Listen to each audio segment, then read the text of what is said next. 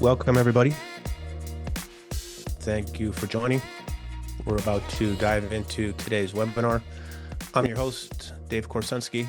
I'm the founder CEO here at HeadsUp, and our special guest and educator today is Leonard Pastrana from nuBioAge. Leonard, welcome and thank you for joining us. Thank you. All right, so let's dive into today's presentation. So longevity tracking with Leonard Pastrana. I've known Leonard for many years. He's an incredible educator.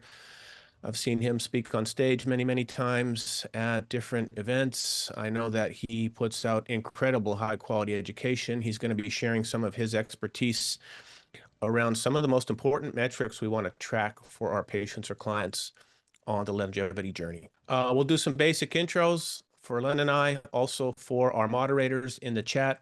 And then I'll hand it over to Leonard for the feature presentation. He's got some incredible content today on some of the top metrics we want to look at across the board on all things longevity. We'll switch gears to summary, Q&A. We always give away great prizes on this webinar, so those will come at the end, and we'll make sure we have plenty of time for questions. Just some general rules. We get lots of really, really awesome questions in the chat. We want to take them all. Some of them we'll get to, some of them we won't. We will have a follow-up recording done after the webinar where we will go through every question and make sure we get it answered. So that's going to come along with the recording. So if we don't get to your questions today in the Q&A, we definitely will follow up and get to them at the end. So feel free to put your questions in the Q&A, add comments, reactions, and let's keep it exciting and engaging. I'll try to pluck a few from the Q&A as we're going, just to break up the presentation with some of the more interesting questions coming across the board. So without further ado, I'd like to have Leonard introduce himself to the audience here. Len, welcome, thank you, and tell us a bit about your background and the awesome work you're doing in the world. Awesome. Thank you, David. So my name is Leonard Pastrana. I'm a pharmacist, and I'm not your typical pharmacist. I like to talk about a lot of things outside of just medications, and that's what we're going to talk a lot about today when it comes to what metrics that we can take a look at. But I have a couple different companies in the longevity space. Our main one is nuBioAge. I'm the co-founder of nuBioAge, longevity medicine ecosystem. We do anything from education to have a compounding pharmacy network to formulating different supplements. Our main goal is to help medical providers deliver longevity medicine. And that's our main function. We have a scientific team, very wide array of different physicians that are actually practicing longevity medicine every day. And that's our goal, is helping not just in education, but the actual delivery of longevity medicine and what that means. So super excited to be here and super excited to get into our talk in just a moment. And just a bit about me, I'm Dave Korsunski. I'm the founder CEO here at HeadsUp. My background is primarily in data analytics. Been working in the analytics industry for 15 plus years, was working at a company crunching and ingesting over 80 billion data points per day, not on biological systems. I was doing it on computer systems, and then made it my life's work to figure out how we build better tools to help quantify the health of a biological system. And that's what led to HeadsUp, which is how do we take all the messy, fragmented data that's everywhere, pull it together, and build better tools for clinical decision support on top of the data. And we'll get into that specifically around how we can do that with some of the top metrics pertaining to longevity as we go through today's webinar. Our moderators for today will be answering questions for you in the chat. We've got Bear, Kevin, and Tara, and they're working with all kinds of different clinics all over the world. They're working with integrative functional performance longevity. So they'll be able to answer questions for you in the Q&A, so fire away. As with all of our webinars, we like to give away some prizes just to keep it fun. We have no affiliate relationship with any of these companies. We just love the brands and we love the products. So we'll be giving away an Oura Ring, which hopefully needs no introduction to this audience, but we'll be announcing one winner at the end. The best way to win a prize is to ask a hard question in the Q&A. Our team is monitoring the Q&A for great questions, and we'll announce the winners at the end. Age rate is a new type of biological age testing that we're partnering with, and they're giving away one of their test kits. They go for about $400. Len, you want to talk about the nuBioAge product we're giving away? Yeah, it's Peptides. It's a formulation with BPC-157 and KPV. I know BPC-157 is one of the most common peptides out there, but we'll get into it a little bit more during the presentation. The new question when it comes to what peptides you're using is, or what you're using BPC, it's BPC-157 and what, depending on what you're trying to personalize treatment for. And so these are two peptides that are focused on gut health and immune dysregulation. So probably our most common product, most commonly prescribed, most commonly utilized by both patients and doctors. Thanks, Lynn. And then Kuyu is this incredibly small batch cacao company that I discovered, and it's owned and operated by a small business owner. She's a Peruvian woman. She sources all of her own cacao deep from within the Amazon and brings just incredible cacao powder to the market. I use it every day with my coffee in the morning. We love her, love the brand. So just want to give a shout out to a small business owner making an awesome product in health and wellness. So we'll have some of those samples available as well for giveaway. And for those who aren't familiar with HeadsUp, we're the data platform that stitches it all together. And when you're doing longevity medicine, you're capturing a lot of data, from blood tests to DEXA scans to resting metabolic rate to sensor and wearable data. It's all incredible data, and it's all over the place. We synthesize it all, and then we build the intelligence you need on top of the data. Individual clients and patients get to see their progress right in front of their eyes, and practitioners, we give them all the tools to dial things in, personalize protocols, and track outcomes. So a little bit about HeadsUp. We'll have more specifics as we go through with the rest of the presentation. Just a few new things. If you're an existing HeadsUp customer, I wanted to announce a few things. First of all, HeadsUp has recently been purchased. We are now part of a artificial intelligence company, which means we will be able to take all of the data in the system and give you your own personal, secure, HIPAA compliant AI interface on top of the data. So think about it like your own secure HIPAA compliant ChatGPT on top of all of your patient data. So that's recent as of last week. We will have a lot more announcements coming in terms of how we're going to be able to bring together the best of AI and the best of health data. So stay tuned for more on that. We've just recently announced our integration with Serbo and with Elation. It's very important to start getting that data out of the EHR and getting it AI ready. Also, our integration with MiraCare. That's a new company that does at-home hormone testing for the ladies, especially related to fertility, perimenopause, menopause. So that's a new integration on the platform. The in-body professional scales are now integrated in the platform, and the Tenovi cellular devices are now integrated in the platform. So bringing more data in, transforming it, and getting it AI ready. So more to come on those features, but some new releases from the team at HeadsUp. Before we get in, we want to know some of your favorite longevity metrics. Len's going to talk about some of the ones that he uses most often, but we want to hear about some of your favorite longevity metrics. So I'll leave this one up for a minute while Leonard gets rolling here. And we just want to know some of your favorites out there. So tell us what you like to measure in practice as it pertains to optimal health and longevity. All right, let's get started. I already told you guys a little bit about nuBioAge as that longevity medicine ecosystem and helping medical providers deliver longevity medicine. So I am a pharmacist, and I spend a lot of time in traditional medicine and retail pharmacy. I spend a lot of time as a clinical pharmacist in the hospital setting, and then in more of this clinical longevity space. And one of the things I focused on very early on was understanding peptide therapy. And in understanding peptide therapy, we didn't have the same amount of literature that we did on traditional medications. And so I was always obsessed with how can we measure the efficacy of peptide therapy and some of these other longevity compounds? How do we know that we're moving the needle? What can we measure outside of even blood work? And so very early on, I found that we could look at tremendous insights when we look at things like body composition, metabolic breath analysis, and how the body is utilizing oxygen. And so the other thing that we do is we have something called nuHX. And nuHX is this longevity assessment lab where we do exactly that. We partner with physicians, we see consumers, where we're looking at this data and understanding the different protocols and how things are actually moving the needle. And so we do metabolic breath analysis, DEXA scans, strength and stability testing. And so we have a lot of really great insight because I'm one-on-one with a lot of physicians every day on their protocols, helping them understand peptide therapy. And we also get to see the data and how these protocols are happening in real time in action and what's actually working. because sometimes it's a little bit different depending on what works on paper and what we actually see working in practice. And so that's what I'm going to talk about today.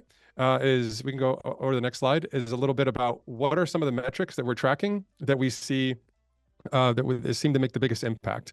And so one of the things I love about HeadsUp Health is, and this is why I partnered with HeadsUp Health very early on, when we almost simultaneously, when we were looking at body composition metrics and metabolic breath analysis, was because we needed to see the longitudinal data. We needed to see how data changed over time. And this becomes critical. And when we're putting together longevity programs, how we initiate treatment, how we pivot treatment. And so it's extremely important in how we analyze data, because we're not just looking at initially what we're measuring. We also want to see the velocity of change, right? So you can have two patients that are completely identical, but one has accelerated bone loss, or so the velocity of how something is changing gives us clinical insights so that we can pivot, pretty quickly. And so what I want to talk about today are some key metrics. Now, there's a lot of cool stuff, all the cool stuff that HeadsUp integrates. There's microbiome tests, there's biological age test, there's very extensive blood biomarkers that we can look at. But there's some key markers that tell us so much information that I've found we can make a big impact on and tell us a lot about identifying risk and how we actually pivot treatment plans.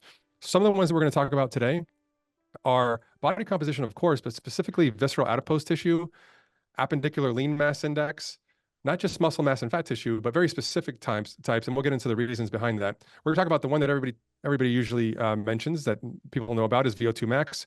But not just VO2 max, what are all the other biomarkers that we get to obtain a VO2 max that can give us insights on how we initiate and pivot different treatment plans? And then at the end, we'll talk a little bit about also some blood biomarkers that I think make the biggest impact and give us some amazing insights for us to intervene really early, like ApoB and fasting insulin. So using metrics to initiate and pivot treatments. So when we're looking at body composition, we usually place patients into one of four different scenarios. Now, these aren't medical terms. These are the terms we use kind of in-house, where we have something like skinny fat, someone that has low subcutaneous fat tissue, or sorry, elevated subcutaneous fat tissue and very low muscle mass. This is one of the most dangerous ones, because this is the one that's overlooked. This is the one where the patient goes into the doctor's office, BMI is normal, and they say, hey, you're good to go, you're on your way, but that patient might have 40, 50% fat tissue and very low muscle mass, right? So very easy to overlook. We have obese muscular, someone that has plenty of muscle mass, but they also have elevated fat tissue, and so we'll take different approaches. There's a frailty phenotype, where we see patients that have very low, almost dangerously low fat tissue and low muscle mass. And so we're going to approach that a little bit differently. And of course, we have an optimal profile where that's in check, body composition is in check. So the question is, well, what are we looking at next to identify any hidden risk? And what we add to that helps in all these situations is metabolic breath analysis, because metabolic breath analysis is going to actually tell us how we're utilizing oxygen and how we can personalize and prescribe exercise. So I got a glimpse of the next slide, so I'll be able to go with it. So we're going to start off with visceral adipose tissue. Right, so visceral adipose tissue as a longevity biomarker. Why do we look at visceral adipose tissue so much? It's so strongly linked to dyslipidemias, insulin resistance, type 2 diabetes, cardiovascular dysfunction. Why we look at visceral adipose tissue so much is that we have so much literature that helps us identify risk. So one of the things we're trying to do is analyze and identify risk earlier and earlier. That's the biggest difference that I've seen from when I was in traditional medicine into being in clinical longevity medicine, is that we're so much better at analyzing and identifying risks 5, 10, 15 years before the onset of disease. What I love about visceral adipose tissue is we have so much literature. There's 4 studies there to the right that you can take a closer look into, but really, really quickly, we have that first study. It's the contribution of adipose tissue or visceral adipose tissue to healthspan and longevity. And what they looked at here is, as visceral adipose tissue increased, so did C-reactive protein, right? So C-reactive protein, this biomarker of low-grade inflammation, this biomarker that we look at for cardiovascular disease and the inflammatory state, they saw that if they corrected for visceral adipose tissue, CRP stayed the same. And so we see this rise in visceral adiposity with this inflammatory state. And so it's not all just about metabolism. An increase in visceral adipose tissue is going to have an impact on gut health, on immune dysregulation, and a number of other things. So The other studies that we see here is the role of visceral obesity and its shared role in cancer and cardiovascular disease. That last study down there is the association of visceral adipose tissue metabolism and Alzheimer's disease, right? And so why are we looking at things like neurodegenerative disease, cancer, and cardiovascular disease? Because when we're looking at the definition of longevity, we're looking at health span and lifespan, how long we're going to live, and we're looking at mortality risk and how we can identify that, but of course, quality of life. And the things that are impacting lifespan are cardiovascular disease, are cancer, are neurodegenerative disease. So we're taking a look at visceral adipose tissue's impact on these, because we can identify risk very early. You can see there on the bottom is somebody with very elevated visceral adipose tissue. Usually, depending on age, it'll change a little bit, but we're looking to get visceral adipose tissue to around 1 pound. A little bit over 1 pound, underneath 1 pound is what we're shooting for. I see these all day, every day, and even in our patients with normal body composition, we see slightly elevated visceral adipose tissue. What's cool about a DEXA scan also is that you can see where that fat tissue is located, because there is other studies showing that where subcutaneous fat tissue is located can also further exacerbate risk. So I'm not only going to talk about a lot of these biomarkers that are these metrics that we think are very important when it comes to longevity medicine, but I want to talk about how we look at these biomarkers together to help us dictate how we're going to go about treatment. So some of the compounds that we use for targeting visceral fat when we want to get really precise with it are things like growth hormone peptides, specifically tesamorelin. Tesamorelin is the growth hormone peptide, FDA approval for HIV patients with lipodystrophy, right? So we know that we have clinical studies with tesamorelin that's specifically working on visceral fat. So very potent. Do the other growth hormone peptides also work for visceral adiposity? Yes, but tesamorelin is the one where we have the most literature around its impact on visceral adipose tissue. Tirzepatide is another interesting one. Now, you can put a lot of GLP-1s here, but tirzepatide is an interesting one because of its dual agonist mechanism. That GIP component has an impact on the healthy expansion of white adipose tissue. When white adipose tissue expands past its limit, you get lipid spillover and visceral accumulation. And so tirzepatide, even more specifically, has an impact on visceral adipose tissue. And this is what we've seen as well. When patients on GLP-1s, they have a decrease in visceral adipose tissue. We also want to take a look at combining those with exercise mimetics, anything that we know that activates fat oxidation pathways. And there's a number of different ones there that we can potentially talk about, one or two within this presentation, but that's a whole nother discussion. And of course, precision exercise programming, right? So we're going to show here in just a little bit when we start talking about metabolic breath analysis that we can personalize medicine to the exact speed or wattage or heart rate that someone should exercise to oxidize the most amount of fat. So when we put all these together, we can make a really big impact. Now, on the muscle side, we look at something called appendicular lean mass index, and this is something that you can get from a DEXA scan. Now, most people look at muscle mass, and muscle mass is going to be a great marker to take a look at. But appendicular lean mass index is a measurement of the lean muscle mass in the arms and legs, so in the extremities. What I like about this is that it's adjusted for height. And so why this is so important is it's a much more functional measurement of muscle mass. It's easier to identify sarcopenia, muscle insufficiency. It's a strong predictor of frailty. And we know we have all the studies when it comes to the association of low muscle mass and obesity with increased all-cause mortality and cardiovascular risk. And so why we look at ALMI, appendicular lean mass index, is because in the literature, this is what they're measuring. So when we look at the literature, when we look at the data, this is the measurement that we can kind of lean on that strong evidence on. The other reason I like this is that when you're thinking about as someone is aging and you're thinking about some of the greatest risks they have are from falls or broken bones. And so when we're measuring the lean mass in the extremities, like the legs or the arms, you have to think about someone catching their balance, someone putting their arm out to catch themselves. It seems minor, but this has an enormous impact on someone's longevity and how long they're going to live. And we get a better measure of that when we're looking at appendicular lean mass index. And so this is going to be a very critical a biomarker when we're changing different plans. So you can see there to the right the average over here for this individual, I don't have their age up there, is about 6.6. Now, this range is going to change as someone gets a little bit older. But this is one of those metrics that we're not looking to just be average or even slightly above average. We know that you only have so much time where you can gain muscle mass. And so this is something that we're constantly working on. We want to see people on the highest range possible when it comes to the appendicular lean mass index. And there's a number of different ways that we help to do that. So key breath analysis biomarkers for longevity medicine. One more note just on the appendicular lean mass index.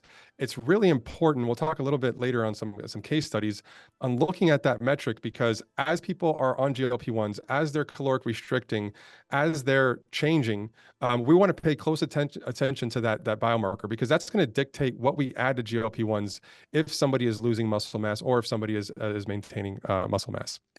So getting over to metabolic breath analysis. So for those of you that don't know what metabolic breath analysis is, it's how we measure VO2 max. So it's one of those masks that you see people breathing into. It's measuring the amount of oxygen coming in, the amount of CO2 coming out, and they're measuring the flow coupled with heart rate and wattage. And we get all these metrics from metabolic breath analysis. We basically have the ability to measure aerobic metabolism. And so the most common metric that we see here is VO2 max. But again, there's so many cool other metrics that people are missing out on when it comes to metabolic breath analysis, like fat oxidation and carbohydrate oxidation rates, energy expenditure, their metabolism. Is it slowing down? Is it speeding up? Looking at their fat max. At what heart rate are they burning the most amount of fat? And this data is going to be able to tell us, one, mortality risk, and we'll review that when we talk about VO2 max testing and its impact on biological age and mortality risk. It's going to show us metabolic slowdown when it comes to resting metabolic rate, their energy expenditure, which is something that we see in patients on GLP-1s when they caloric restrict too much. We can see metabolic inflexibility when fat oxidation, the most efficient fuel source we have, is not flexible, and we see more carbohydrate oxidation. And then again, it's going to show us diabetes risks, and it's going to help us personalize exercise. Go ahead. How are you testing this, Len, in your practice? So we use a device called PNOE, is the device that we use for metabolic breath analysis. So you have the mask. We have people either resting. We do a resting metabolic rate test where they're just breathing in so we can see their energy expenditure, or we have them on a treadmill actually moving. And we're going to get into the details. But there's a number of different devices you can use. We use PNOE. It's just a great device. It has so much information, just great explanation of what every biomarker has. There's 23 different biomarkers, just really easy to use. So yeah, we like to use PNOE. Awesome. Thanks. Yeah. So let's get into the details of, let's say, an RMR. Now, the biggest thing here when it comes to an RMR is that most people have heard of their resting metabolic rate or energy expenditure. The problem is that we typically look at a calculated RMR. So if you've got it on an in-body before, you might see somebody's metabolic rate or their RMR at the bottom telling them how many calories they're typically burning per day. But this is the calculated way of doing it. So typically they use something called the Harris-Benedict equation, and they're looking at age, sex, weight, and height. And so they're making a calculation on what it should be. What's great about actually measuring it is that we can see if someone has slow metabolism, normal metabolism, or high metabolism. And so what it does is, what we do here is we take the predicted, like what your predicted energy expenditure is, and we actually test it and see, do you fall below that, at it, or higher? And we can see what someone's actual resting metabolic rate really is. Why this is so important is that it highlights deviations caused by factors like caloric restrictions that we're seeing with everybody taking GLP-1s. We see things like muscle loss. Muscle mass has so much to do with energy expenditure and your metabolism. And so we see a decrease in muscle loss. We can identify someone's metabolism is slowing down and the metabolic adaptations that go along with that. Go ahead to the next slide.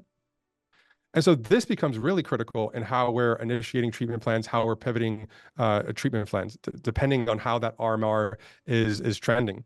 So if we have a patient that had sufficient muscle mass or high muscle mass initially, and we see a decrease in muscle mass, we see a decrease in metabolism, it's going to change how we put that treatment plan together.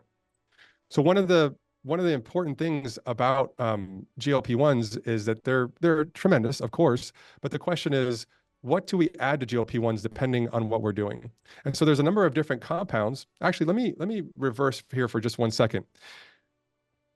Studies show, because this is a big deal with people and when it comes to weight regain, when it comes to GLP-1s. So they identified two main things that happen or make someone more susceptible to weight regain. That's one, a slowing down in energy expenditure, arresting metabolism, or two, poor fat oxidation capacity. And so these are the two things that we can identify in a patient and actually predict if they're going to be one of these people that we regain weight or that plateau. And so, yeah, so these are the two things where we could actually use this data to predict who that's going to happen in. And it's going to change if we decide to discontinue that GLP-1, if they get to a goal weight, how we titrate it back down, what we add to GLP-1. And so we can have better ability to make better decisions. And so some of the compounds that we discuss that have an impact on energy expenditure. So there's some other longevity compounds that impact this. Things like amlexanox. Amlexanox isn't a peptide. It's a small molecule. It was used for aphthous ulcers, but this is something that has also been shown to decrease weight and work on patients in an inflammatory state. And so we know that amlexanox also improves energy expenditure. So personalizing that for patients that might have autoimmune disorders, inflammatory state, this might be something providers decide to add something like amlexanox. Tesofensine is another compound that is more for caloric restriction, but this actually increases energy expenditure as well.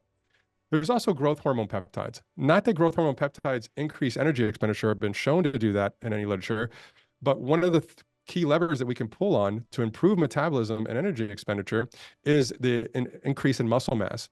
And so helping patients with growth hormone peptides, helping them exercise better and recover better from exercise is another strategy that we use to make sure that we're improving metabolism so we don't have that weight regain.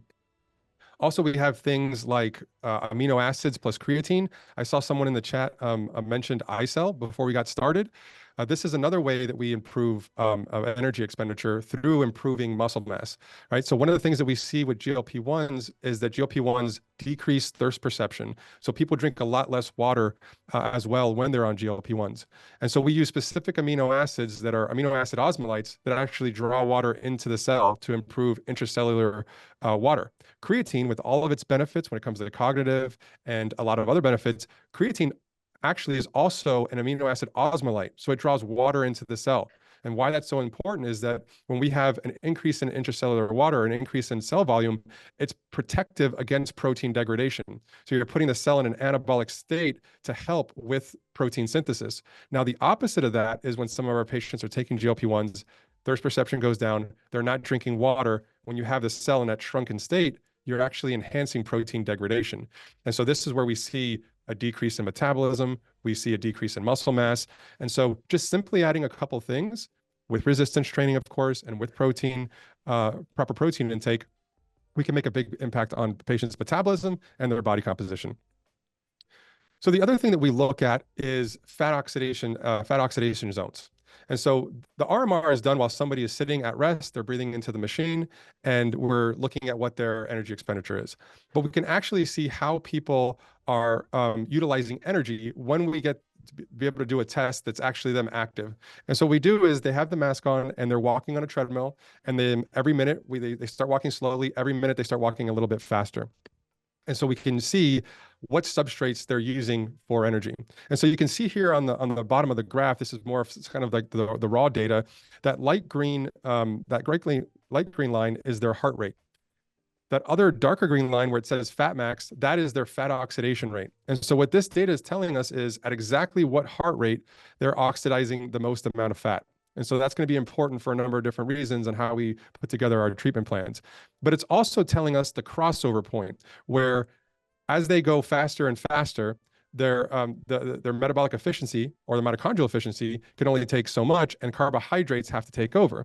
And so this is going to tell us their metabolic flexibility, because we know that fat is oxidizing the mitochondria. And so we almost have this indirect measurement of mitochondrial function or mitochondrial flexibility. The sooner that carbohydrates take over, the less metabolically flexible they are. So if we saw the same graph in someone that had metabolic syndrome, you would see that crossover happen almost at the beginning of the test. If you saw someone that was a high-end athlete, you see that crossover happen a little bit later. But this is really important because this is going to give us a lot of the data points on how we prescribe exercise along with the rest of the things that we're doing. And so everybody talks about zone 2 and how important it is. Well, this is where we get actual personalized data. Now, can you guess what your zone 2 is? Yes, there's a number of different ways to guess around what rate there's calculations that you can use. There's tests that you can, like how you could be walking, and then the second you're uncomfortable having a conversation, you're typically out of your zone 2. But what I like about these tests is we can get very specific to exactly like the heart rate that they're in zone 2. So we can tell somebody, hey, at 108 beats per minute to 119 beats per minute, that is your zone 2. And your fat max, where you're burning the most amount of fat, is at 112 beats per minute. So this makes it very easy for us to help prescribe that exercise. So, why fat oxidation matters, again, that increased risk of weight regain post GLP-1s. So it's not only metabolism, but are they efficient at oxidizing fat? And so the test actually becomes a treatment. And that's what I love about metabolic breath analysis. It's not a marker to identify where you're at.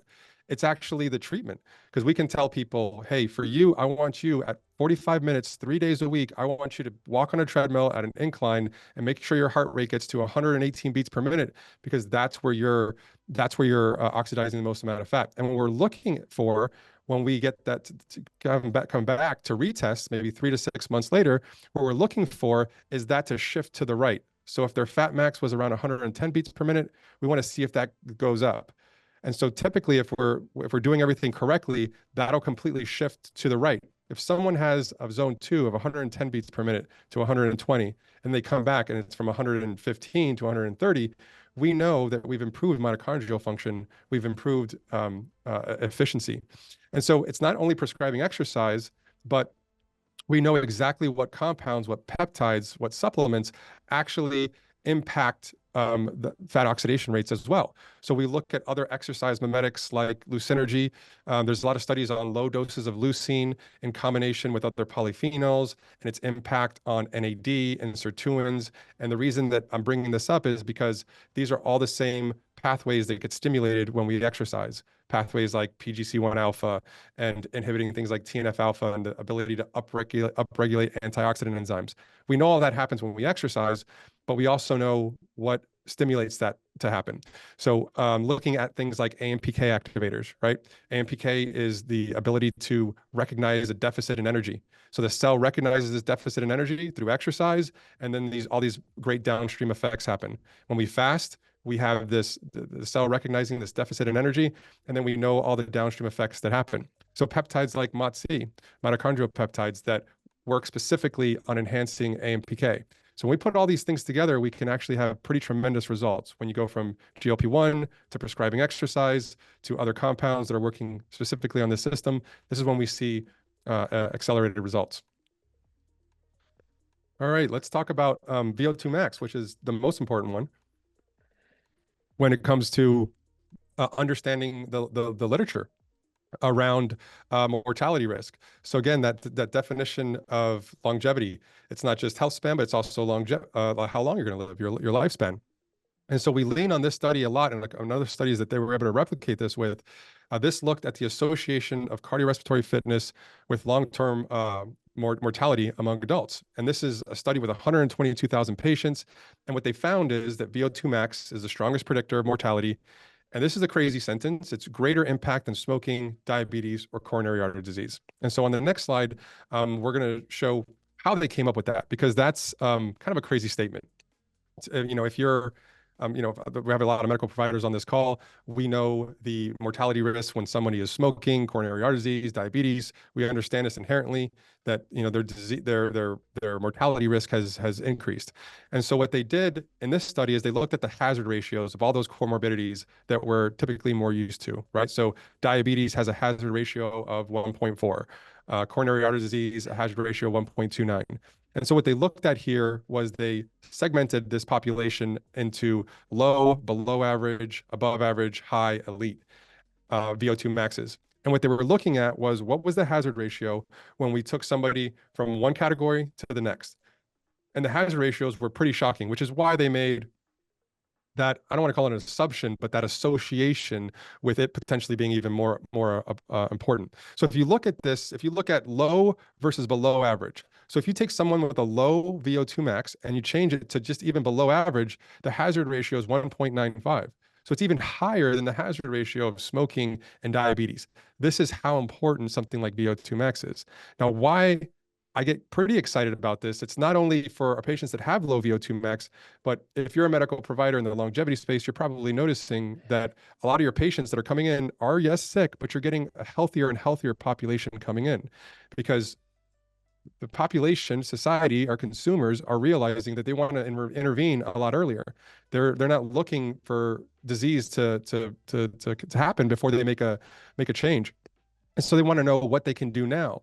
And what I like about this data is that we have literature here showing us that you can take somebody with above average VO2 max. So they're already very healthy. They have above average VO2 max. But if you get them to high, that change in hazard ratio is 1.4.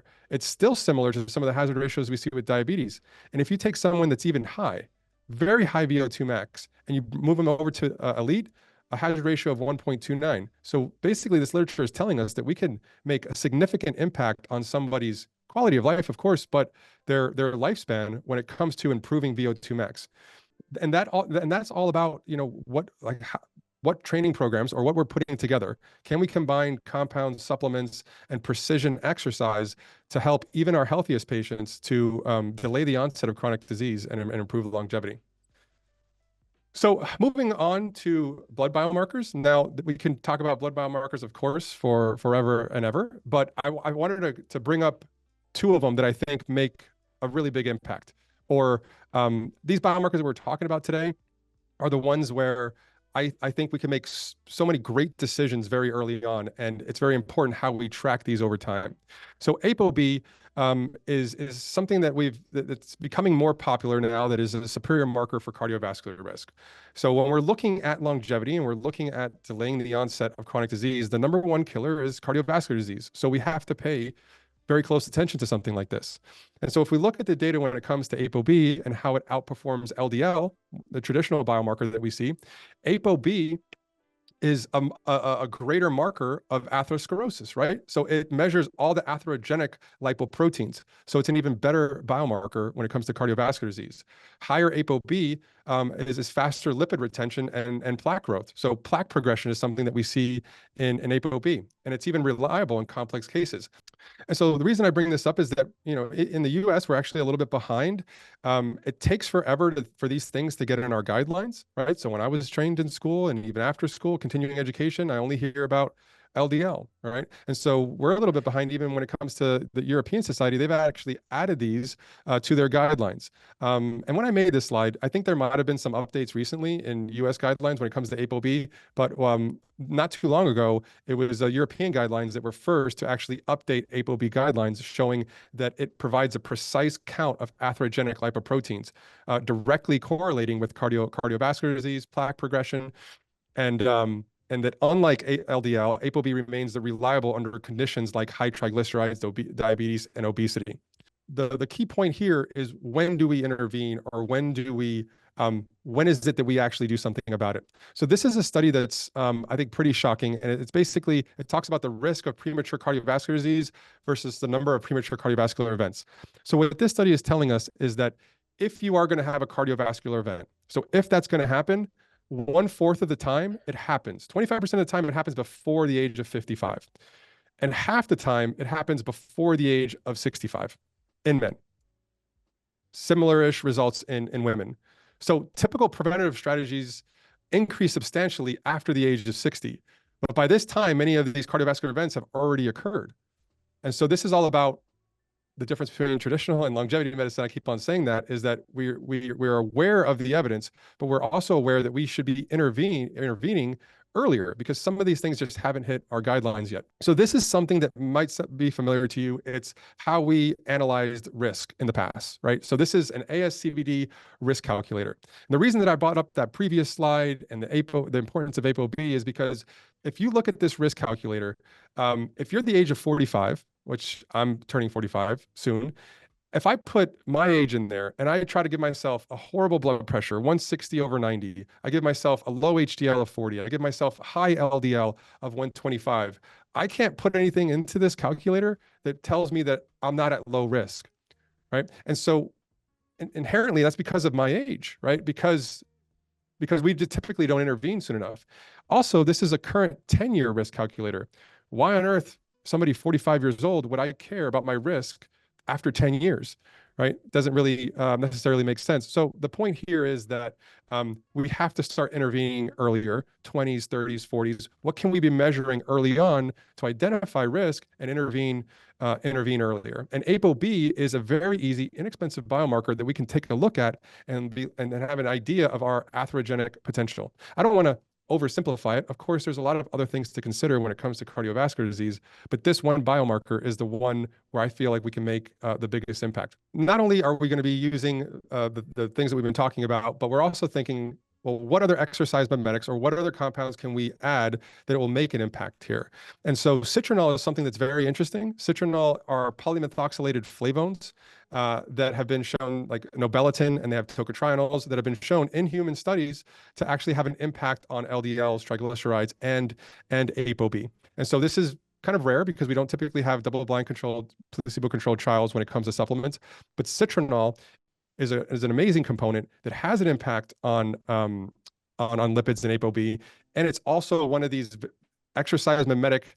I don't want to call it exercise mimetic, but it also stimulates SIRT1 and a lot of these same pathways that we look at when we're trying to mimic exercise. It's all about how do we combine all of these things together? How do we combine exercise, compounds?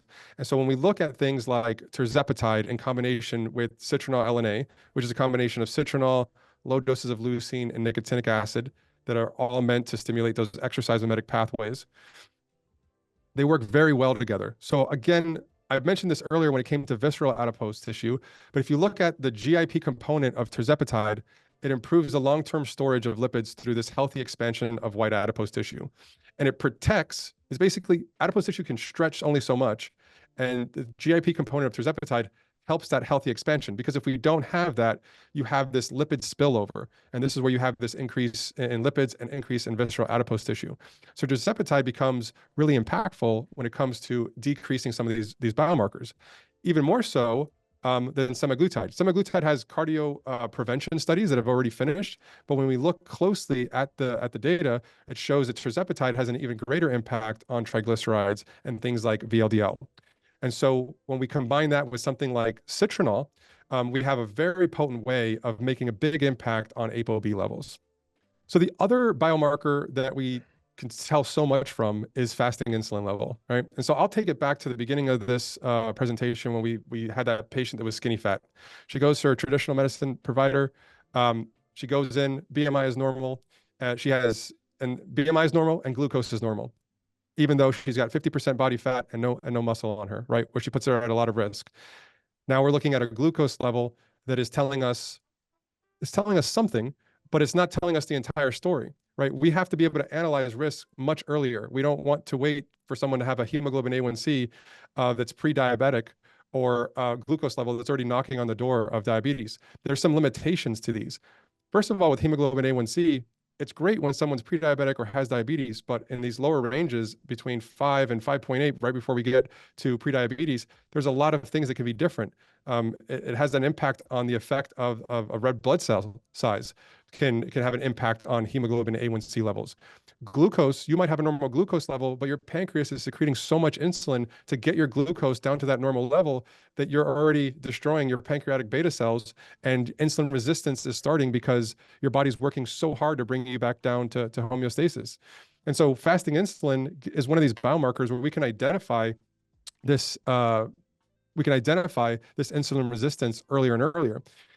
Now, going back to that patient, even if that patient went to the doctor and they did take a fasting insulin level, which they typically don't, the normal range is anywhere between 3 to 20. But this normal range is based on our population that is typically mostly diabetic or pre-diabetic. And so if you have a fasting insulin level of 10, 15, 17, I mean, I know some diabetic patients not even taking their medications that don't have fasting insulin levels that high. So we're looking at optimizing lower fasting insulin levels between 5, 6, and 7, because this is going to help us identify who's at risk.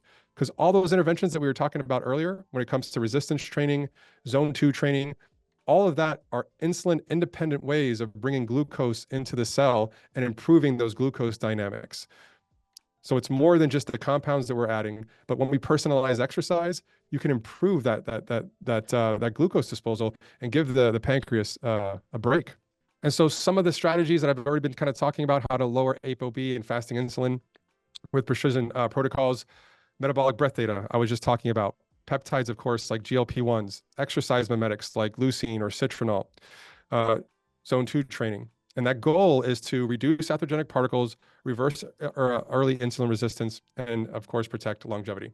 So this is just a fun slide showing the different phenotypes when somebody comes in. If somebody is obese muscular, the first thing that we're doing is our recommendations are going to be a little bit different. We're not so worried about protein intake because this person already has a lot of muscle. What we're worried here is glucose and insulin dynamics. We're very focused on fat tissue loss. So we're going to be looking at things like exercise mimetics, GLP-1s, other AMPK activators. We're going to be, and this is where we get to kind of decide. This is why that ApoB level is so important. Okay, so what exercise mimetic am I going to use? I know I want them to have a GLP-1. Well, I take a look at that ApoB level. I get a family history. What is their risk of cardiovascular disease? Because if they do have risk there, I want to go with citronel LNA versus Lucinergy. And so this is where we can get very precise.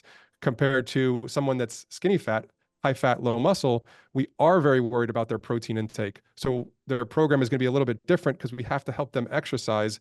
It's hard to reduce calories and increase protein intake at the same time. So we're going to do things like using growth hormone peptides or things like ice cell water that's going to help them exercise better and recover better to put on that muscle mass. And so this is just another review of everything that we've kind of been talking about, different situations, visceral fat versus low muscle, and the different peptides or compounds that we can utilize depending on that patient. This will be the last couple of slides here, is that, it's all easy. It all sounds good until you have your patients that are resistant to outcomes. They plateau, or they're just, what you're doing isn't necessarily working. And so that's something that we typically want to address as well. Usually it's one of two culprits. It's either gut health or immune dysregulation that's causing this inflammatory state that is impossible to work on metabolism that needs to be addressed, or a stress and sleep management issue that also is causing an inflammatory state. And so I'll give one example, but of course we can go into more detail with this, and I'll show you how we can go into more detail later about this. But something as simple as BPC-157, right? So BPC-157 is one of the more common peptides. It has so many different pleiotropic effects on a number of different things. But the question now is, and I talked about this earlier on, is BPC-157 and what? And why are you using it so that you can personalize it? And so BPC-157, one thing that people don't talk about a lot is that it improves growth hormone receptor density. And so it aids in people in how they exercise and how they recover from exercise.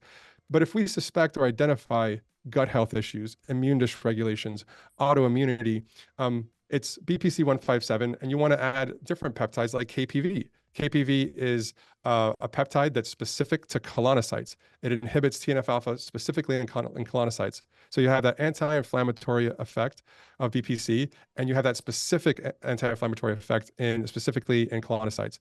And so this is one of the things that we see most providers use, especially in, of course, any type of autoimmune and gut health issues, but in those patients that don't necessarily present with typical gut health issues. One of the things I'm looking at is visceral adipose tissue. That's why that marker is so important. If someone has elevated visceral adipose tissue, I know that they're secreting all types of inflammatory cytokines. And I know that immune dysregulation in the gut, you have cell migration that also feeds into visceral adiposity.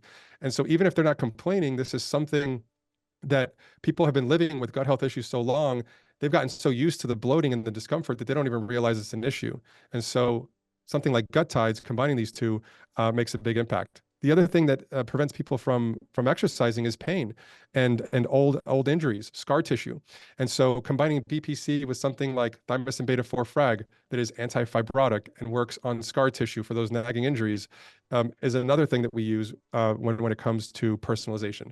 But of course, we can go down the rabbit hole for different compounds and how to use them for a long time. That's not really what was meant for necessarily this this presentation. But I kind of wanted to give a little bit of a glimpse on how we think about things as we move forward. And so I'll end with this. I hope that this was very informative. Of course, sometimes I talk, too fast. I give too much information, but one of the things that we put together was a clinical longevity certification where we talk about this in great detail. We want to talk about longevity, peptide therapy, other compounds. How do we do these assessments? How do we identify risk really early? And of course, what's not talked about so much is what are the solutions? How do we personalize these treatments? And so we put this longevity certification course together, not just me, but some of the smartest people that I've ever met when it comes to peptide education and longevity. We have cardiologists, we have family physicians, we have people that specialize in orthopedics, and we bring all those minds together to actually put this certification course together. It's not your typical certification course in that this is a course, hey, go do it at your own time. It's very hands-on. When you're in this certification course, you actually have one-on-one access to our clinical pharmacists that you want to talk to discuss any case studies. You can actually ask questions while you're in the course that we'll answer, and we also bring back all of the lecturers for live Q&As. So if you want to get into more details, that's where we can absolutely do it. But David, thank you so much for all the time. I have no idea how long I took. Hopefully it wasn't too long. But this is a lot of fun for me. I can talk about this stuff all day. Thanks, Lynn. And if you could bring the slides back up, I've got a couple things in closing here. But one thing you also mentioned, Lynn, on the resistance to outcomes was sleep and stress.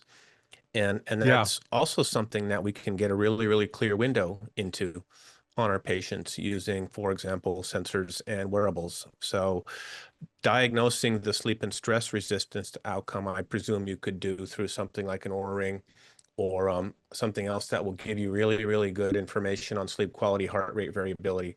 Are you seeing any of that in terms of trying to figure out if there's a sleep stress issue? No, that's great. We always hear about it after the fact, right? Got it. Because we're probably not utilizing HeadsUp to its full capacity to see it in real time. It's after it happened, hey, I noticed this, and we go back to the data and we're like, oh, look, it was there. So yeah, stress and sleep management, especially in the high performers, #1 thing that's preventing outcomes. Awesome. Thanks, Len. Well, we'll transition here, and Len brought up just a wide array of amazing biomarkers we can look at. Everything from body composition, whether it's a DEXA or an in-body, resting metabolic rate, breath analysis. We talked about biomarkers, including fasting insulin and ApoB. We talked about sleep and stress, gut health. So where HeadsUp can be helpful is to pull all of these data points together. And that's where you can start to look at everything in one screen and really figure out what's moving the needle, what may be a resistance to outcome. So that's where HeadsUp can be helpful in terms of bringing all of this data in. We can take in data from labs, from sensors, from wearables, from microbiome tests, from in-body scales, from DEXA scans, across the gamut, pull the data together and provide all the longitudinal trend lines that Len talked about at the beginning of the webinar. We can flag anomalies and outliers and deviations from baseline. We can bring in things like a CGM that will help go beyond fasting insulin and hemoglobin A1C and actually start to give you some real-time glucose data and start to look at, for example, how many times per day are we seeing a blood sugar spike above 140, for example. So you can get really, really detailed and real-time insights into what's happening to individual clients and patients between the diagnostic tests. We now have really precise ways to get a window into the lifestyle factors that are driving some of these biomarkers, glucose, sleep, stress being obvious examples. I'm going to bring Angela back on. She's going to help us announce some of the winners for today's prizes. First, Angela, do we have anyone? And if you're here with us on the webinar, we do need you to be here to win. So if your name is called, just chime in the chat, and we'll reach out to you after the webinar to get you set up. So the first one is the Oura Ring. So Angela, give us our first name on the Oura Ring winner. So that will be Ray Thompson. Ray Thompson, are you on? Ray Thompson going once. Yes. So Ray Thompson gets the Oura Ring. The second one was the age rate test, Angela. There's someone under Lumera Collective. Lumera Collective, are you still with us? Going once, No. going twice, going 3 times, Lumera Collective. All right, one more on the age rate test. Let's go with Judy Toran Cousin.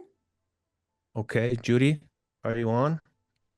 Judy going once, Judy going twice, Judy going 3 times. One more, Angela. Let's see. Arvin Rodriguez. Oh, Lumera. Lumera Collective is on. So Okay. Lumera is for the age rate. Age rate, yes. And then the gut tides. So Judy never responded, so let's move on to the next one. Arvin Rodriguez. Arvin Rodriguez, gut tides. Are you with us, Arvin? Okay, Arvin going once, going twice. All right, one more time, Angela. What about Mark Lewis? Mark Lewis. Mark Lewis is on for the gut tides. Okay. And And one then- more, my favorite cacao. Kathy Bliss. Cool. Kathy, you with us? Thanks, everyone. And then if your name was called, just scan this QR code. We just need to get your mailing address and contact information. We'll also reach out to you directly if we don't get that information. And I think that's primarily it for today. So thank you, everyone, for joining. We'll be doing a full recap on all the Q&A, and we'll get that out along with the replay. We'll provide a copy of the webinar replay. Any other questions we missed, we'll be following up as well. So we'll try to get the replay cleaned up and out to everybody by Monday. So thank you, everyone, for joining. We'll get you back to your busy days, and we appreciate you. Thank you, Leonard, for sharing your expertise with us today. This was fantastic. Signing off, everyone. Thank you. Thanks. So we're going to take a walk through the HeadsUp system. And HeadsUp is designed as a platform to make health measurable. And what we want to enable is the ability to ask certain questions. And those questions include, is my health improving? Am I doing things correctly? Are the investments that I'm making in my health paying off? So HeadsUp is a data platform that connects an individual patient and a practitioner provider, and it creates a common space where healthcare can be accurately tracked, measured, and optimized. So how do we do that? Let's take a walk through the system. First is when I log in as a new practitioner into the system, the first thing I'm going to want to do is start inviting patients or clients into the system, and that's relatively straightforward. I access the Manage Users section, add a client, put in their basic information, and they're now loaded into the system.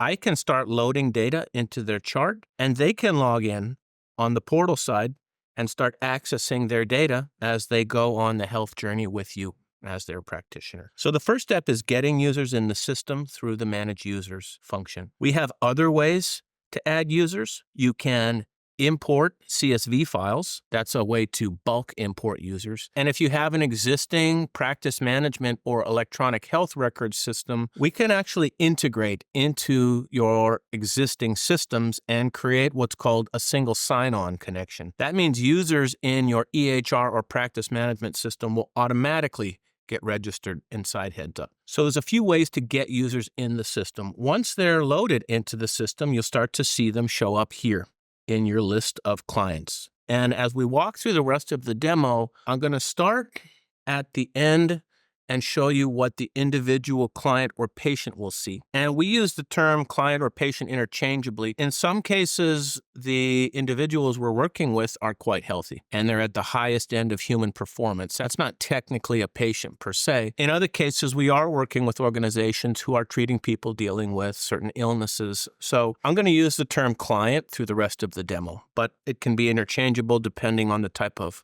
practice you're operating. So once I have my list of clients here, let's take a look. Let's start at the beginning. What does the actual client see when they log in? One of the goals of HeadsUp is to help individual clients get connected to their data, because that gets them invested in the process and they can start to follow along on the journey. And with your coaching, you're going to show them how the changes they're making are starting to improve their health and educating them on how to engage with their own data. You're basically teaching them how to fish and how to read their own biomarkers. And that really helps to get them invested and engaged in the process. And when an individual starts to learn how they can control their own biochemistry through the programs you're giving them, that moment they realize how much control they have over their health through the data. That can never be unlearned. It's the most powerful moment we can give someone, is when we teach them how to manage and read their own data and use that to self-guide their own health, obviously with your expert care on the other end to help with that next layer of data analysis and interpretation. So I'm going to pull up one of my test clients here. And the first thing we do for each client is we give them the concept of their own personal health dashboard. And the dashboard is going to contain the metrics that you need them to pay attention to as part of the journey. So let's look at how we can actually start to measure a person's health 365 days of the year and start to help them calibrate health in real time. Really, what we want to do is get a window into the person's health in their natural environment. The first thing we want to do is understand the choices they're making day to day and the lifestyle factors that are driving their current state of health, and the lifestyle factors we need to optimize to get them to their end state goal. So the first thing we do is we allow the ability to capture data from clients remotely. And the way we do this is we connect to the latest cutting-edge sensors and wearables on the market. And what these are doing is they're passively collecting data in real time, sending it into the system so that we can use that for day-to-day, what I like to call micro calibrations. These are the lifestyle changes we can make. So you can see here, we integrate all of the top FDA-approved medical devices, continuous glucose monitors, blood pressure monitors, scales. We also integrate sophisticated wearables, Aura, Garmin, Apple Watch, and others. So let's look at how this data comes in for an individual. You can see here, the first numbers I'm looking at are coming in from an Aura ring. And I want to start to get a sense of the sleep patterns of an individual. I want to look at when they're going to bed and when they're waking up. Is there a healthy circadian cycle there? I want to look at their heart rate variability and start to figure out, are there indicators here of potential stressors? That's going to show up in heart rate variability.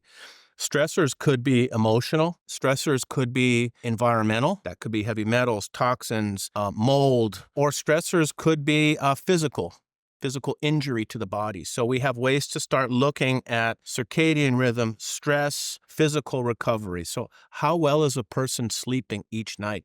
And if we can start to optimize the quality of an individual's sleep, that has all kinds of downstream implications: body composition, inflammation, ability to regulate appetite, weight. So here's an example of how we can start to use sleep data to understand a person's rest and recovery and then look to optimize it. Similarly, with blood sugar, this is coming from a continuous glucose monitor on the back of the arm. I can now start to see in real time how high is an individual client's blood sugar going on a day-to-day basis. And I'll show you exactly how we can look across a 24-hour window.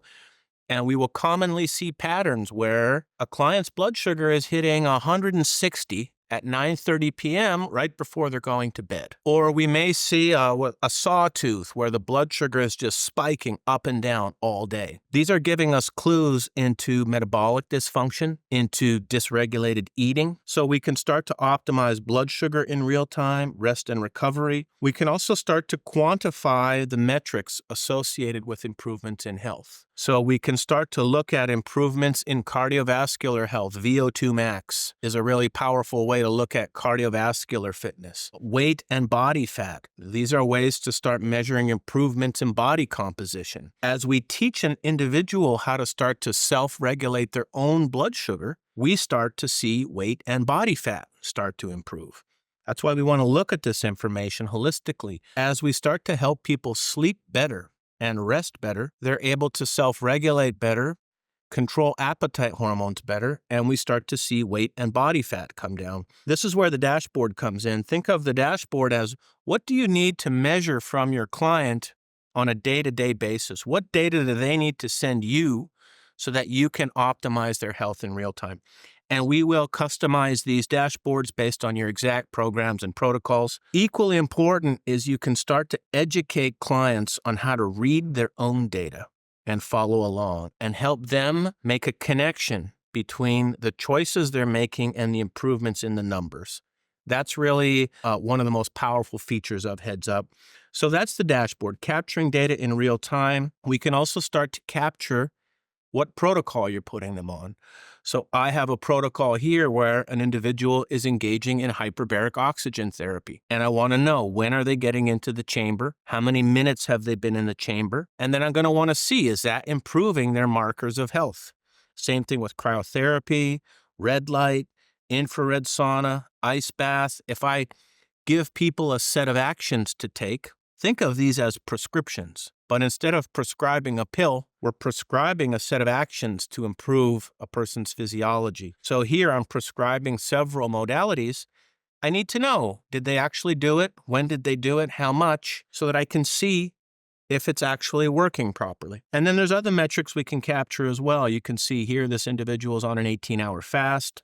And there are all kinds of ways we can capture exactly what you need from your clients to make sure that you're optimizing health in real time. So that's part one, is what's happening to people day to day and where are the opportunities to improve health on a day-to-day basis. Now, the next part of HeadsUp is to say, okay, if individuals are making the healthy changes when they go to the doctor and run the blood work, I'm expecting to see improvements in the lab results, the diagnostics that maybe we're not measuring every day. It's much more common to be measuring these annually, or if an individual has a health condition, we might be doing it more frequently, perhaps semi-annual or quarterly. So the next section we want to review is lab results, and HeadsUp is able to take in diagnostic lab data from any source. You can see that we pull in traditional blood work here. This is stuff you'd get from a traditional phlebotomy, lipid panels, CBC, hormone levels. So all of that data comes in. We can also pull in data from DEXA scans, in-body scans, functional medicine testing. So that would be things like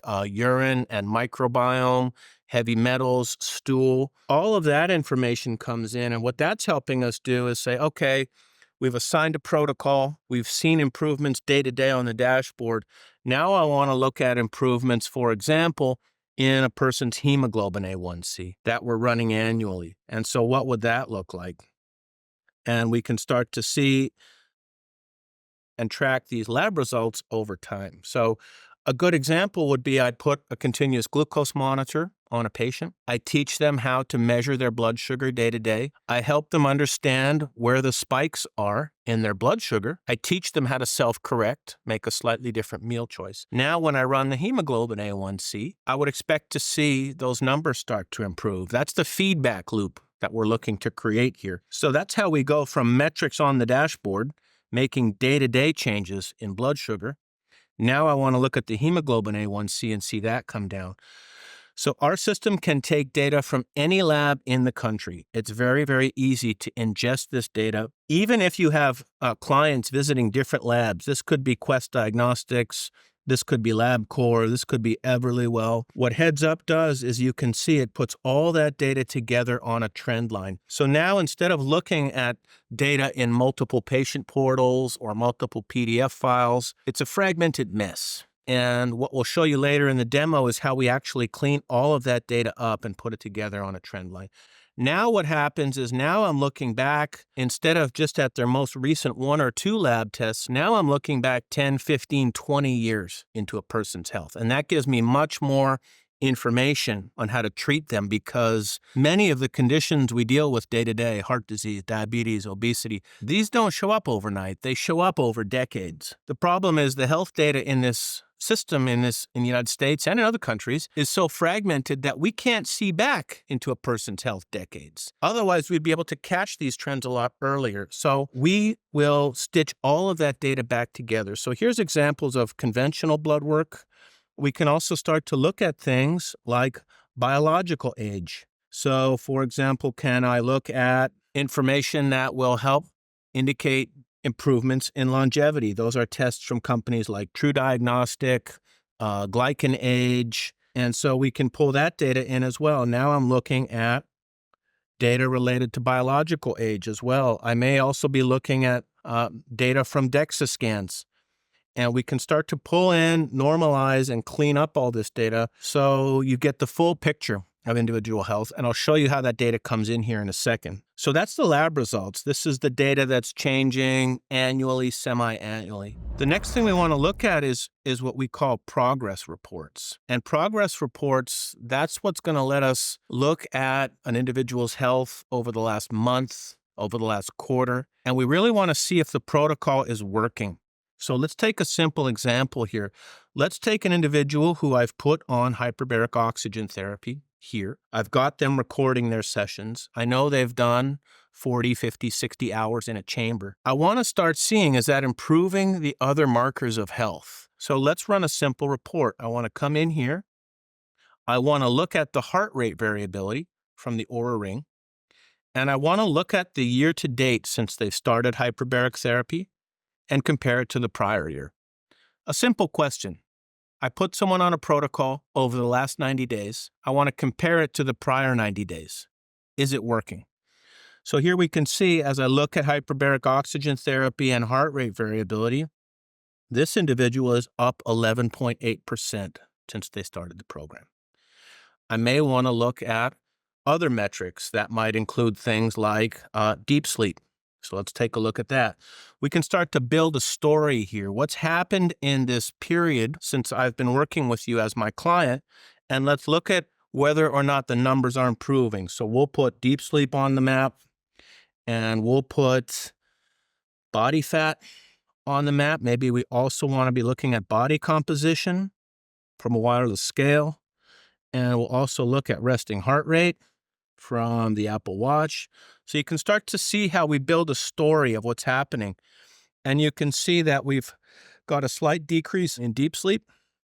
Body fat's even, HRV's up, and resting heart rate is down. So resting heart rate going down, that means the cardiovascular system is generally getting stronger. HRV is improving. Body composition's flat. Deep sleep is actually down a bit. So once we get all this data in the system, we can start to build these reports. Let's take a look at another example, which would be blood sugar. I mentioned this earlier, but it's how do we look at an individual's glucose in real time? Let's put the Dexcom sensor on. So now I have a client's blood sugar for each individual day. And let's look at how we'd use that in a teaching context to help an individual make a better choice. Each of these candle plots represents a different day. And you can see here, it looks like this day we hit 208. So that's a day I'm going to want to double click into. And I'm going to want to look at exactly what happened here. And I may want to ask the individual, was there a specific meal that you ate on this day? Because we don't really want to see a healthy individual's blood sugar reaching a peak of 208. Depending on your programs, a lot of practitioners will want to try to keep a cap under 140. Or 120. It depends how you're working with an individual. But I can look at this spike of 208, try to understand what led to that spike, and then try to make a small correction. And if I can say to a person, instead of eating a cup of rice, why don't you try a quarter cup of rice? And now that same spike, instead of hitting 208, maxes out at 140. And that one change that I've helped someone make, now we extrapolate that over the next 10, 20, 30 years of their life. And we start to see how we can make these small changes now that are going to have long-term benefit on preserving the health of the system. So we need a way to be able to look back retroactively over time and create a report to tell a client or show a client how well they're doing on their journey. So we can create these reports. Let's look at Dexcom. glucose, HRV from the Oura Ring. And let's download this report. And I want to be able to share it with my client to show them how much progress they've made on the journey. Let's bring this report up. So we give you really easy ways to tell a story with data, educate clients, show them their progress. So that's what we do in the reports page here.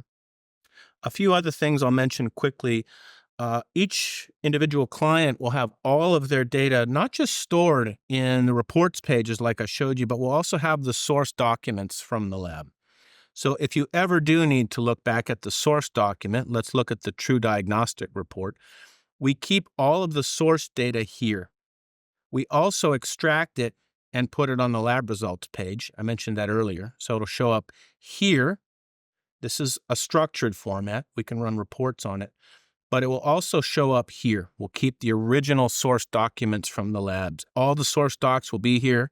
Messaging is bidirectional communication. We have HIPAA-compliant messaging with each client, so they will be able to respond through the web app or through our mobile app. And then coaching notes. This is information I'm sending to a client on how to follow their protocol.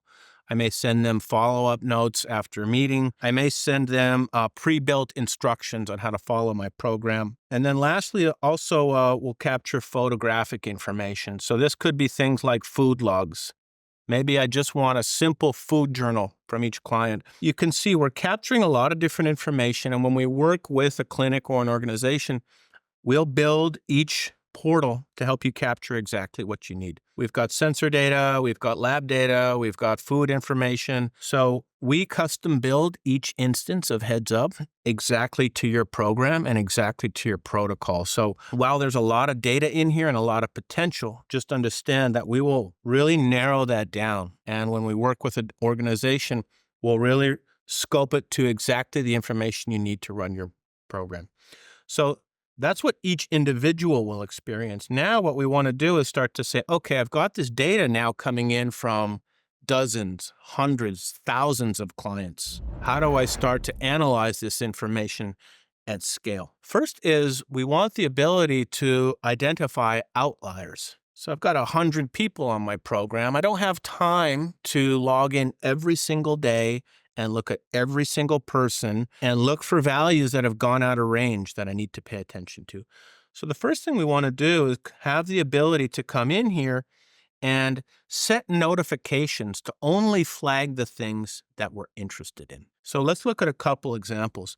Maybe I want to only get notified when one of my clients has really just had an absolutely incredible night of sleep, and I want to be able to engage with them and send some positive feedback.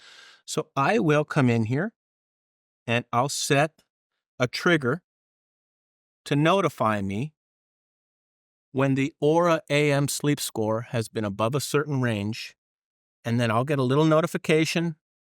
My client will get a little notification, and I can create a positive engagement based on the data. On the flip side, maybe I also need to know when someone is moving in the wrong direction. So maybe I want to get notified when someone's heart rate variability has gone down for 5 days in a row, and they're now at a point where it's becoming a concern. So here's another one where I can say, okay, I want to look at heart rate variability and only tell me when certain clients have drifted out of range, and then I want to decide how to intervene or not. So that's where we can start to take all this data in and really just look for very specific signals that you care about, that you want to engage in. This is going to save you a lot of time, and it's going to help you identify only the instances where you need to engage. So that's alerts and reminders. Next is assessments. So I may want to capture intake forms, surveys, promise scores. We can create all of the intake information you need. This is an example of the Promise 29 score. It's very easy for me to assign this to one or more clients. This is starting to capture more self-reported and subjective data. So when we work with your organization, we'll build out all the intake forms and assessments that you need. They can be quickly assigned, and we'll show you how this data comes in. Each of the answers to these questions is also stored in the database. So again, we're really trying to move away from PDF files and clunky, unstructured documents. Answers to every single question here in the HeadsUp system, they're stored in the database. Why does that matter? It matters when we want to start to run reports on this information. I may want to look at the improvements in the PROMIS scores against a cohort of 100 people. We can't do that when this information is not in the system in a structured way. So assessments allow us to capture that type of information. Notes and templates, this allows us to capture individual information. For example, after a client visit, I may want to record certain information. I may want to share it with them. I may want to keep it internally.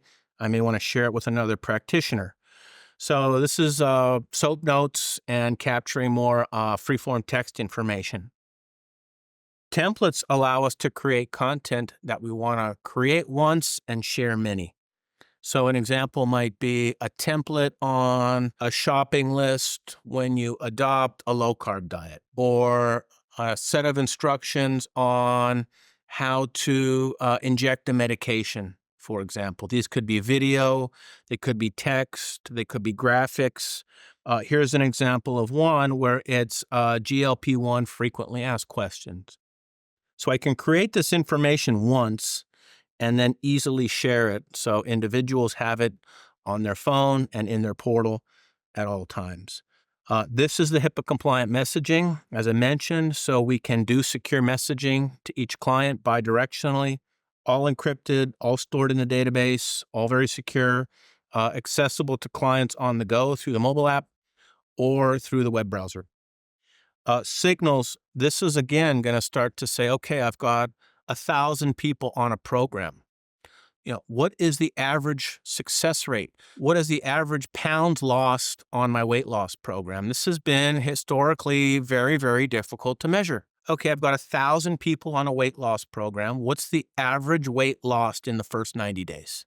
Now, that's a simple question that every weight loss program should be able to answer, but it's very difficult because the data is everywhere and it's a mess. So here is where we can start to build any kind of report on top of the data that you want. So let's look at the sleep quality of my entire cohort of people.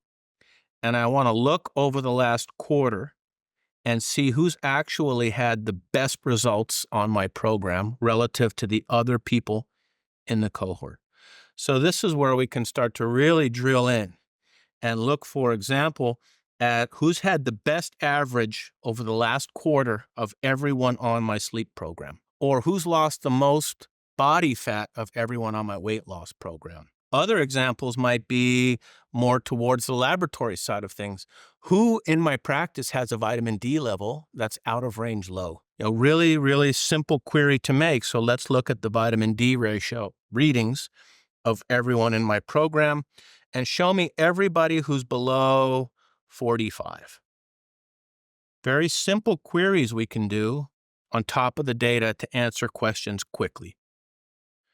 Similarly, I may want to look at, for example, everyone who is using hyperbaric therapy, and I want to look at how many hours they've logged in the chamber, or how many cryo sessions they've done, or how many sauna sessions they've done, or how many ice bath sessions they've done.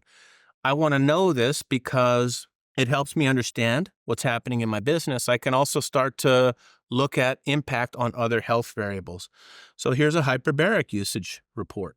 And I can look at all the people in my practice and sort based on number of hours. So that's where the cohort analysis tools come in. I also want to demonstrate our concierge service. This is one of the most powerful features in HeadsUp for practitioners.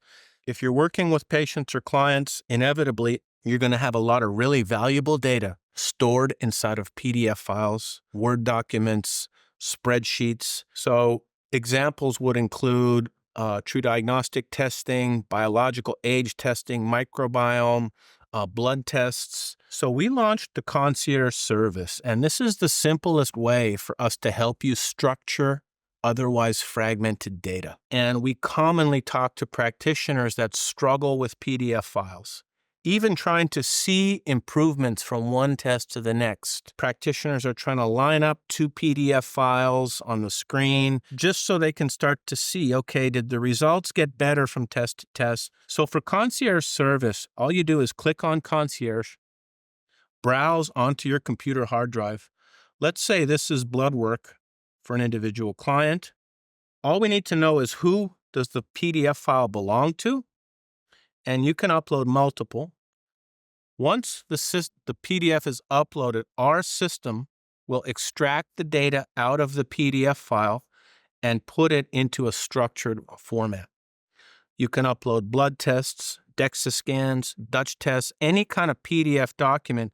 We will take it from PDF, structure the data, and put it back on the trend line with all of the other tests that represent the same value. So I may upload 4 PDF files from 4 different labs. They all have a cholesterol reading, but instead of 4 PDF files, we will turn that data into a single structured trend line. So that's the concierge service. It's really, really powerful. You can use it for any type of data you need to structure and store. That's how we start to holistically bring fragmented data together, bring this data into your practice. You can start to quantify outcomes, whether you're working with diabetics or whether you're working with high-performance athletes. HeadsUp supports all kinds of organizations. We just need to know, what is it that you're trying to measure? How do you want to define success for your program? And then we'll build an instance of HeadsUp exactly to your business and get you the exact outcomes you need. That's HeadsUp. That's how we make health measurable. Thank you.